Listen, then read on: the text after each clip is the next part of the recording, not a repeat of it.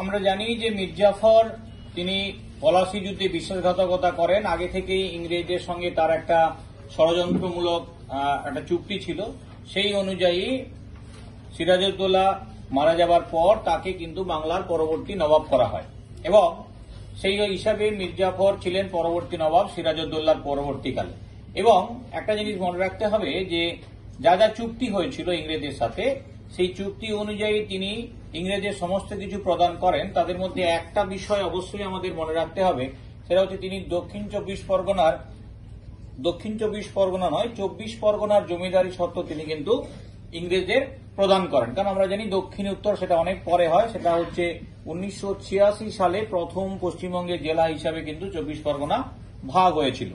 এখন এই মীর জাফর তার মতো ঘৃণ্য ব্যক্তিও তিনি কিন্তু একটা সময় ইংরেজদের উপর বীতশ্রদ্ধ হন, ক্ষুব্ধ হন। তার কারণ হচ্ছে ইংরেজরা তাকে দেখেছিল একটা টাকার থলি হিসাবে, কারণে অকারণে তার কাছ থেকে কি করতো না, টাকা আদায় করত। ফলে তিনিও চেয়েছিলেন ইংরেজদের হাত থেকে মুক্তি খুঁজতে এবং সেই মুক্তির উপায় হিসেবে তিনি কিন্তু ডাচদের বেঁচেছিলেন। ডাচ মানে যাদেরকে আমরা ওলন্দাজ বলি।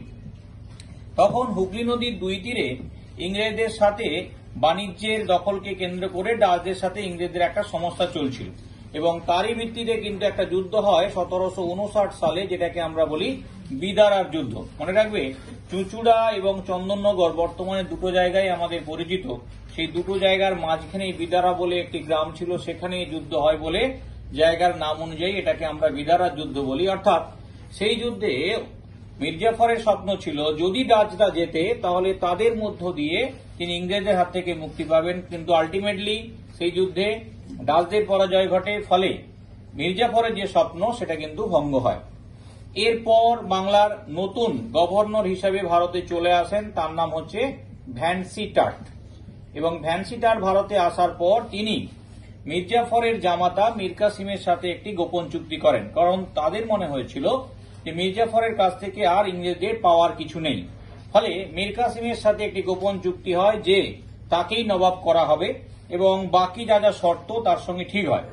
মীর জাফরকে ডেকে বলা হয় তিনি নবাব থাকবেন, বাট প্রকৃত ক্ষমতা থাকবে তার জামাতা মীর কাসিমের হাতে। মীর জাফর সেটা মানতে অস্বীকার করলে তাকে কলকাতায় বন্দী করে পাঠিয়ে দেওয়া হয়। তাহলে নতুন নবাব হয়ে গেলেন মীর কাসিম। মীর কাসিম কিন্তু কোন কোন জায়গাতে আমরা পাবো যে মীর কাসিমকে বাংলার শেষ স্বাধীন নবাব বলা হয়, বাট শেষ স্বাধীন নবাব কিন্তু সিরাজউদ্দৌলাই। তাকে আমরা স্বাধীন চেতা নবাব বলতে পারি, কারণ তার লক্ষ্য ছিল যে ইংরেজের সঙ্গে তার যা যা চুক্তি হয়েছে সেই চুক্তি অনুযায়ী সবকিছু মিটিয়ে দিয়ে তিনি স্বাধীনভাবে রাজত্ব করবেন। কিন্তু এই যে একজন নবাব পরিবর্তন হয়ে গেল, অর্থাৎ মীর জাফরের জায়গায় মীর কাসিম চলে এলেন, কোনো যুদ্ধ হলো না, কোনো রক্তপাত হলো না, এই জন্য এই ঘটনাটিকে 1760-এর রক্তপাতহীন বিপ্লব নামে পরিচিত। স্বাভাবিকভাবে মীর কাসিম কি করলেন না, চুক্তি অনুযায়ী যেখানে মীর জাফর 24 পরগনা জমিদারি সত্ত্ব দিয়েছিলেন, সেখানে কিন্তু মীর কাসিম 3টে জায়গা জমিদারি সত্ত্ব দিলেন।